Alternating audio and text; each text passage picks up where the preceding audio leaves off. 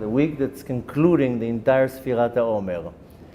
And of course that's the week of Malchut, and which the Malchut, if everything was done correct, the right way for the last 6 weeks, the Malchut will be the one that really polishes everything and concludes the entire Sfirah. The important thing to remember is that Sfirat Omer might be the days are over, but the action of refining myself, that should be all year round. This is not something that I do like a vacation once a year. It has to be constantly to do tikkun midot. The fact that we're condensed doing it throughout the Omer, that's one thing. But the point is to take all this information and to know how to apply it every day.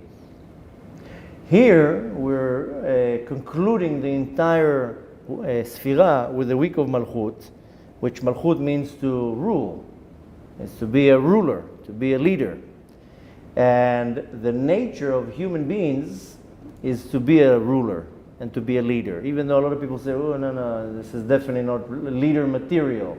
But nevertheless, we do have it in our nature as human beings to be a leader. This is in human nature, we have this power. Now we need to know how we're directing it. Now there's a very famous saying in Kabbalah, it's called Ana Emloch. If you're learning about the world that preceded this world, and we know that there were 7 kings before this world. There's Olam HaTohu, Olam HaTikun, and so forth.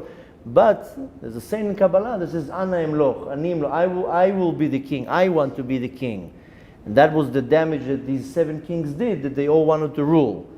So the saying in Kabbalah says, I will be the king, but coming and expressing this desire. I will be the king. Now, this can be explained in 2 ways.